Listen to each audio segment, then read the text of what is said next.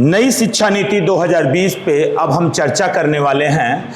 ये चर्चा नई शिक्षा नीति 2020 पे है। बहुत ही महत्वपूर्ण टॉपिक है और ये टॉपिक अगर हम देखें तो super TET, UP TET, C TET और साथ ही साथ आपके यूपीएसआई, यूपीपी या अन्य एग्जामिनेशनों के लिए बहुत ही महत्वपूर्ण होगा करंट अफेयर्स के दृष्टिकोण से। तो सबसे पहले शुरू करते हैं कि नई शिक्षा नीति 2020 29 जुलाई 2020 को याद रखिएगा। 29 जुलाई 2020 को मानव संसाधन विकास मंत्री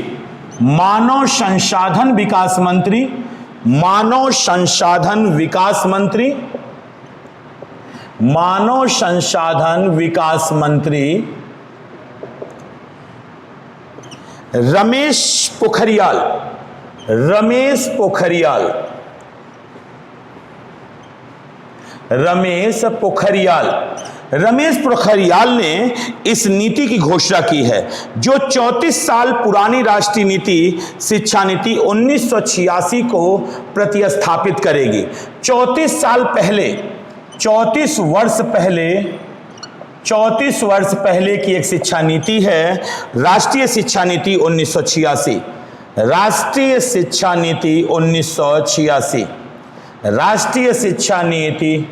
राष्ट्रीय शिक्षा नीति 1986 को यह प्रतिस्थापित करेगी, हटा के नई बनेगी। नई शिक्षा नीति 2020 के नाम से जानी जाएगी।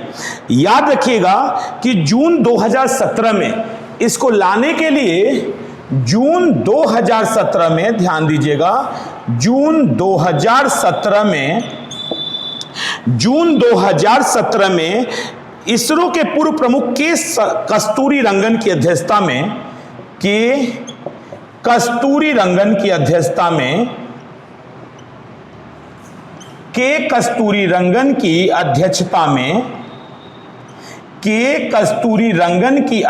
में एक आयोग गठित किया गया था। इस समिति ने ही मई 2019 को राष्ट्रीय शिक्षा नीति 2020 का मसौदा तैयार किया।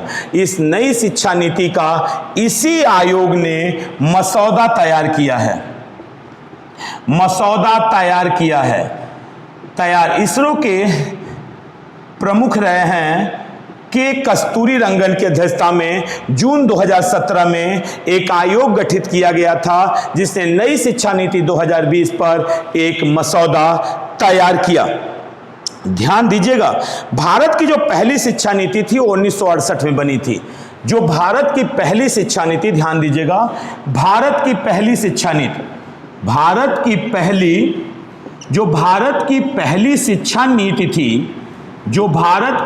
शिक्षा नीति वो आपकी बनी थी 1968 में इंदिरा गांधी की सरकार में आई थी, जिसका सुझाव कोठारी आयोग ने दिया था। इसका जो सुझाव कोठारी आयोग ने दिया था। इसका सुझाव कोठारी आयोग ने दिया था। और याद रखिएगा, इस समय प्रधानमंत्री इंदिरा गांधी थी। याद रखिएगा, इंदिरा गांधी, इस समय जो प्राइम मिनिस्टर थी वह इंदिरा गांधी थी जब भारत की पहली शिक्षा नीति आई थी। याद रखिएगा, 1986 में दूसरी शिक्षा नीति आई। 1986 में, आशा करेंगे कि आपने नोट कर लिया होगा, 1986 में दूसरी शिक्षा नीति आई। 1986 में दूसरी शिक्षा नीति आई। और याद रखिएगा, इस समय प्रधानमंत्री हैं राजीव गांधी इस समय प्राइम मिनिस्टर हैं और दूसरी शिक्षा नीति आ रही है। और इसी शिक्षा नीति में 10+2+3 का मॉडल स्वीकार किया गया था। यानी 10+2+3 का मॉडल दूसरी शिक्षा नीति 1986 में जो आई थी, जिसे प्रतिस्थापित करके नई शिक्षा नीति 2020 बनाई गई है। के कस्तूरी रंगन की अध्यक्षता में गठित समिति ने 2019 में इसके लिए मसौदा तैयार किया था। उसी के तहत नई शिक्षा नीति 2020 की घोषणा 29 जुलाई 2020 को मानव संसाधन विकास मंत्री रमेश पोखरियाल ने किया है। दूसरी शिक्षा नीति, पहली शिक्षा नीति भारत की जो थी वह 1968 में आई थी। इंदिरा गांधी की सरकार थी और पहली शिक्षा नीति को लाने का जो सुझाव दिया था वो कोठारी आयोग ने दिया था, कोठारी आयोग ने। और जो दूसरी शिक्षा नीति आई है वह 1986 में आई है। प्रधानमंत्री राजीव गांधी हैं, जहां पर 10+2+3 का मॉडल बनाया गया है। 10+2+3 का मॉडल स्वीकार किया गया। और एक बात और याद रखिएगा, इस दूसरी शिक्षा नीति में संशोधन भी हुआ। इसमें संशोधन 1992 में हुआ। उस समय जो प्रधानमंत्री थे वो पीवी नरसिम्हा राव थे। पीवी नरसिम्हा राव। उस समय जो प्राइम मिनिस्टर थे वह पीवी नरसिम्हा राव थे, याद रखिएगा। और जो ये नई शिक्षा नीति 2020 आई है वह तीसरी शिक्षा नीति है, भारत की तीसरी, स्वतंत्र भारत की तीसरी शिक्षा नीति है। तो याद रखिएगा, स्वतंत्र भारत की तीसरी शिक्षा नीति, स्वतंत्र भारत की ये तीसरी शिक्षा नीति है। हाँ हेलो जी, नहीं मैसेज गया। तीसरी शिक्षा नीति है, ये तीसरी शिक्षा नीति आई हुई है। याद रखिएगा इस तीसरी शिक्षा नीति में क्या क्या चीजें आई हैं। तो मानव संसाधन विकास मंत्रालय का नाम बदलकर अब शिक्षा मंत्रालय कर दिया गया है। यानी इस पूरे मंत्रालय, मानव संसाधन विकास मंत्रालय का अब नाम बदलकर शिक्षा मंत्रालय कर दिया गया है। शिक्षा मंत्रालय। तो याद रखिएगा कि अब हमें मानव विकास मंत्रालय देखने के लिए नहीं मिलेगा, अब उसका नाम होगा शिक्षा मंत्रालय। और जो इसके मंत्री होंगे वो अब कहलाएंगे शिक्षा मंत्री। अब वो कहलाएंगे शिक्षा मंत्री। और अगर आपसे पूछता है कब, आप कहेंगे नई राष्ट्रीय शिक्षा नीति 2020 के तहत जो स्वतंत्र भारत की तीसरी शिक्षा नीति है, पहली 1968 में, दूसरी 1986 में और तीसरी 2020 में।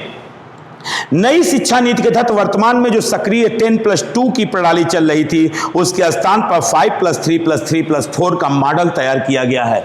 ध्यान दीजिएगा।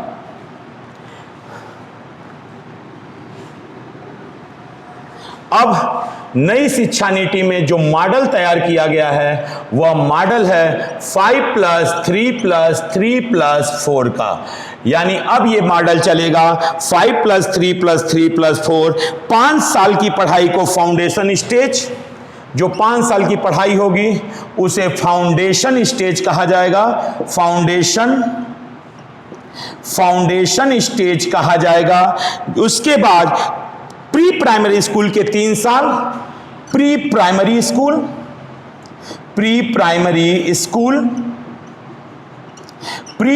स्कूल के 3 साल। फिर याद रखिएगा पहली दूसरी कक्षा के 2 साल शामिल होंगे। अगले 3 साल का स्टेज 3 से 5 तक का होगा, यानी 3 से 5 तक का, कक्षा 3 से 5 तक का, 3 से 5 तक का। और याद रखिएगा इसमें इसके बाद 3 साल का मिडिल स्टेज यानी 6 से 8 तक होगी और अंतिम 4 साल का स्टेज 9 से 12 तक का होगा। ये जो होगा वह कक्षा 9 से 12 तक का, कक्षा 9 से 12 तक का। 5 साल का फाउंडेशन स्टेज, 3 साल का प्री प्राइमरी जिसमें प्री के साथ कक्षा 1 और 2 भी होंगे, और 3 वर्ष का कक्षा 3 से 5 तक का, और एक 3 वर्ष का होगा प्रोग्राम, और कक्षा 9 से 12 तक का 4 वर्ष का। अतः जो मॉडल तैयार किया गया है वो 5+3+3+4 का मॉडल तैयार कर लिया गया है। याद रखिएगा शिक्षण के माध्यम में 5वीं कक्षा तक मातृभाषा और स्थानीय या क्षेत्रीय भाषा का इस्तेमाल किया जाएगा। इसके तहत तय किया गया है, ध्यान दीजिएगा, इसके तहत यह तय किया गया है कि कक्षा 5 तक जो शिक्षण होगा वो मातृभाषा शिक्षण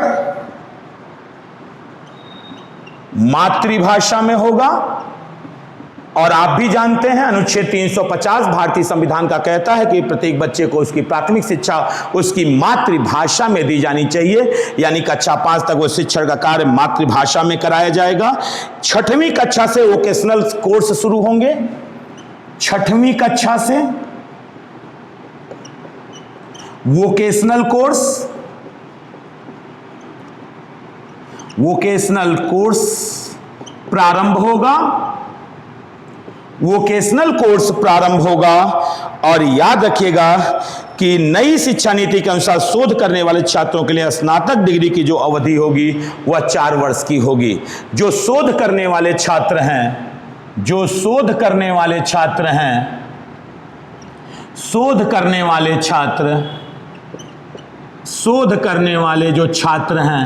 उनकी जो स्नातक डिग्री होगी, स्नातक यानी पहले से ही वो क्लियर होंगे कि हमको शोध करना है, तब स्नातक डिग्री जो होगी, स्नातक डिग्री वह 4 वर्ष की होगी। स्नातक डिग्री 4 वर्ष की होगी, स्नातक डिग्री होगी। नई शिक्षा में एमफिल कोर्स को समाप्त कर दिया गया है। नई शिक्षा नीति में जो एमफिल कोर्स था, एमफिल कोर्स, इस कोर्स को समाप्त कर दिया गया है। एमफिल कोर्स को समाप्त कर दिया गया है नई शिक्षा नीति के तहत। 4 साल की स्नातक डिग्री के बाद सीधे पीएचडी कर सकते हैं। 4 साल की जब स्नातक डिग्री आपकी हो जाएगी उसके बाद आप सीधे पीएचडी कर सकते हैं। सीधे पीएचडी कर सकते हैं, सीधे पीएचडी कर सकते हैं। और याद रखिएगा सीधे पीएचडी कर सकते हैं, आपको एमफिल करने की जरूरत नहीं होगी। एमफिल करने की जरूरत, स्कूल से दूर रहे 2 करोड़ बच्चों को मुख्य धारा में लाना है। स्कूल से जो बच्चे दूर हैं उनको 2 करोड़ बच्चों को मुख्य धारा में, 2 करोड़ बच्चों को मुख्य धारा में लाना है। 2 करोड़ बच्चों को मुख्य धारा में लाना है। और नई शिक्षा नीति पर शिक्षा पर जीडीपी का 6% खर्च करना है। ये जो खर्च होगा वह जीडीपी का 6%, जीडीपी का 6%। याद रखिएगा बहुत महत्वपूर्ण कि जो शिक्षा पर खर्च होगा, शिक्षा पर जो खर्च होगा इस शिक्षा नीति के तहत वह जीडीपी का 6% शिक्षा पर सरकार को खर्च करना है। और जो कि अगर हम वर्तमान में इसे देखें, याद रखिएगा अगर हम इसे वर्तमान में देखें, इस खर्च को वर्तमान में देखें तो केवल जीडीपी का 4.3% ही खर्च है वर्तमान में। और जबकि नई शिक्षा नीति कह रही है कि हमें जीडीपी का 6%, बहुत महत्वपूर्ण होगा, 6% खर्च करना है, 6% खर्च करना है। याद रखिएगा इसके साथ ही राष्ट्रीय आकलन केंद्र की स्थापना, इस नीति के तहत राष्ट्रीय आकलन केंद्र की स्थापना, राष्ट्रीय आकलन केंद्र की स्थापना की जाएगी, राष्ट्रीय आकलन केंद्र की स्थापना की जाएगी। और साथ ही यूजीसी, एआईसीटीई, एनसीटी को हटाकर higher education commission of India का निर्माण। याद रखिएगा बहुत महत्वपूर्ण कि अब जो इनका रेगुलेट करेगा higher education commission, higher education commission of India. अब इस संगठन बनेगा जो यूजीसी, एआईसीटीई, एनसीटी को हटाकर अब इस नीति ने बताया है कि हम higher education commission of India का गठन करेंगे। और नई शिक्षा नीति 2020, जो सबसे महत्वपूर्ण प्रश्न अब आने वाला है कि जो नई शिक्षा नीति 2020 है उसका सबसे पहले इंप्लीमेंट किस राज्य सरकार ने किया है? तो नई शिक्षा नीति 2020 को लागू करने वाला पहला राज्य, लागू करने वाला पहला राज्य लागू करने वाला पहला राज्य जो है वह है हिमाचल प्रदेश। हिमाचल प्रदेश लागू करने वाला पहला राज्य जो बना है वह हिमाचल प्रदेश है। तो इस तरीके से आपने नई राष्ट्रीय शिक्षा नीति 2020 का पूरा आकलन कर लिया, कुछ भी छूट के बाहर नहीं गया। और आशा करेंगे कि यह वीडियो आपको पसंद आई होगी, और यदि आई होगी तभी इसे सब्सक्राइब करिएगा इस चैनल को। बहुत बहुत धन्यवाद।